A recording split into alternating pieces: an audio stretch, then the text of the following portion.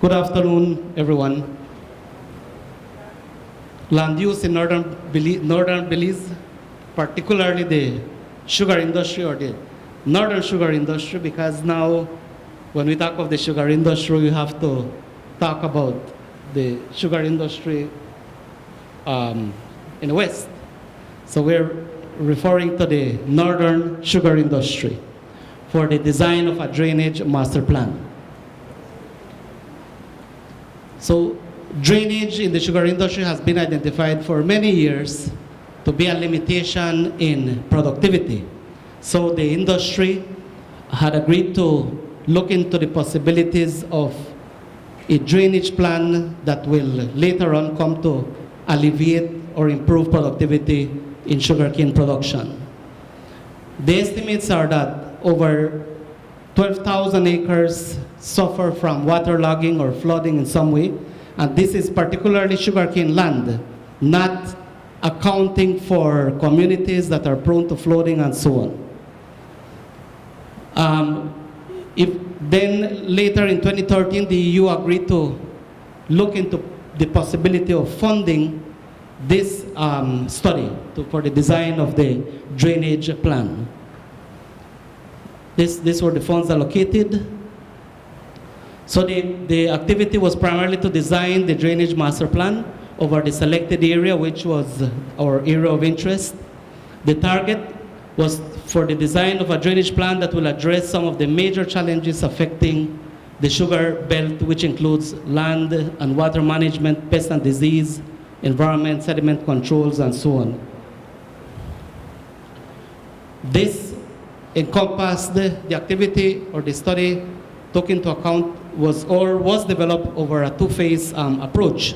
The first phase was the acquisition of topographic data, primarily digital surface models and digital elevation models at three different levels: low level, medium, high level, and very high level.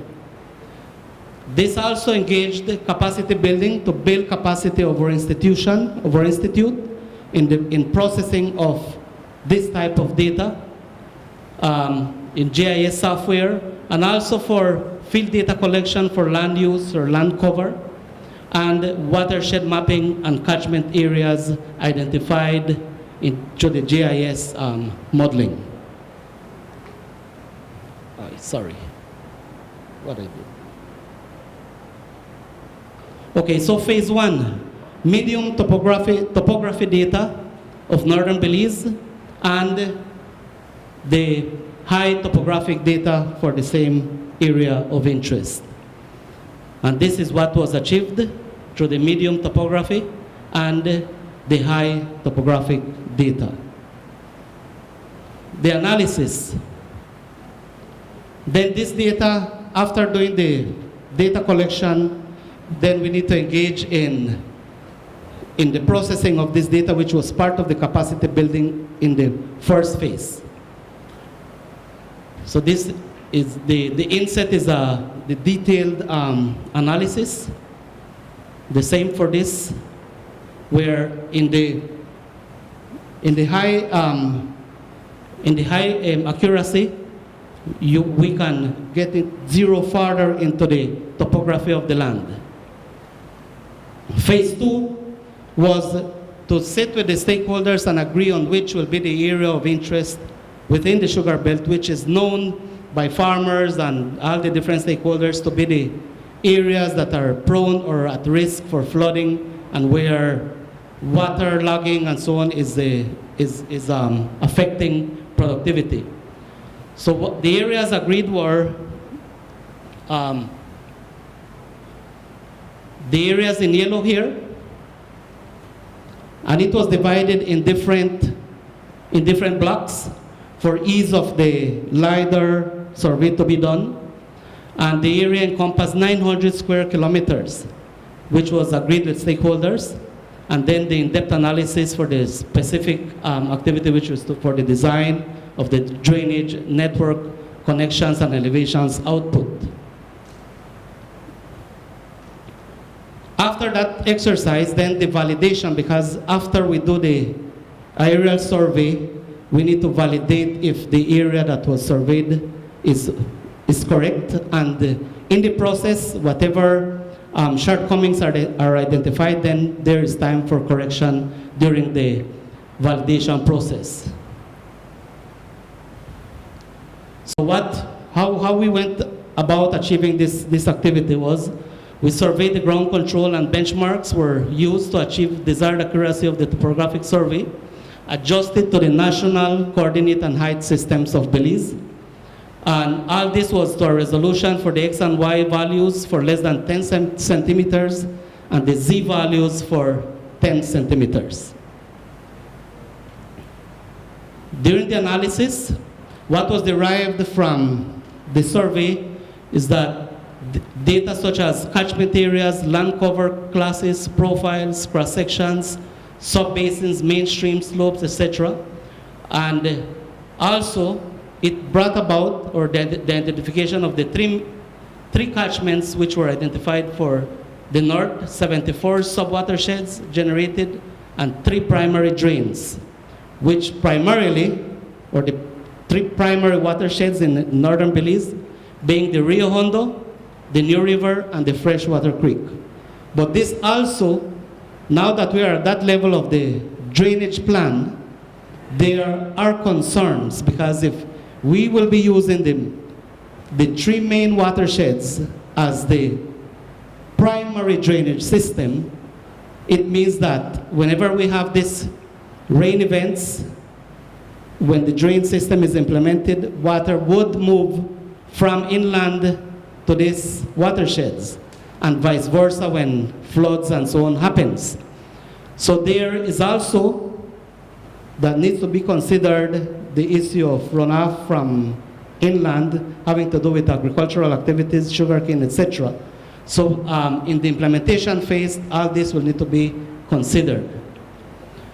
Then the secondary and tertiary drainage system was also identified automatically through the contour data from the survey, and the tertiary drains were manually drawn using the Strahler methodology. And this is primarily what is the drainage master plan layout. In red, the primary drains, the greens, the secondary, and the yellow, the tertiary drains. So this is a further in-depth look at the drainage plan, taking into consideration drainage outlets, manual lakes, and each drain was analyzed over length, slope, catchment area, and ground cover using peak rainfall event, predicted runoff over 24 hours, calculated using the rational formula, drain size, secondary drains dimensions, the same for the tertiary. And an important element here is that before construction of the drainage system, there is need for a detailed engineering design to be carried out to confirm the routing with farmers, because then when implementing the drainage system, it will be cutting across private lands and so on. So that's another issue that will need to be looked at. Then the secondary drains were calculated at 143 kilometers, and the tertiary drains at 198 kilometers. The result of the plan is primarily at the feasibility level, of the design or the master plan. The final phase, or prior to implementation, where we will need to final design of drains based on ground survey. What is being recommended here is to do a pilot project on a small area, so that we can get to the detailed costings, the potential studies to do for the potential environmental and social impacts, final gradient, depth and width of the determined drains, detailed costing, budget, and actually through a pilot study, so that we can get to the final details. Only then can the drainage system be implemented. In terms of the land use, the sugar industry is established in 81,836 acres, which is presently under sugarcane production. We have a soils map, which is of 2012. A soil fertility map also, which we developed through support with the European Union in 2018. And how we arrived to the final design is the use of these templates. Each in the far right, we have 230 tiles, which was analyzed in detail, each one, so that we could arrive to the final design. So what was produced is a map and atlas, map and atlas was produced on the land use or land cover. So this is what we have here. This is the final results of the LiDAR survey, resulting into the land use for catering for agriculture, forest, lowland broadleaf wet forest, lowland savanna, mangrove and littoral forest, ocean, sugarcane, urban water and wetlands.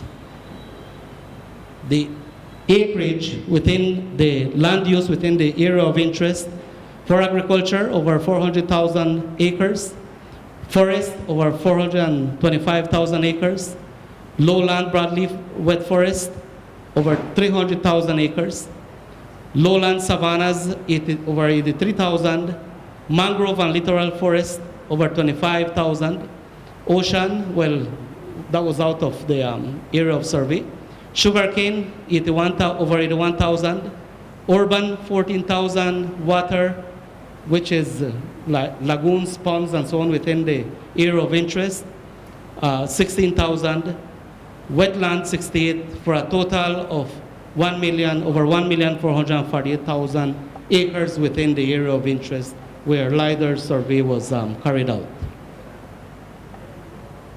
These are the references. Thank you.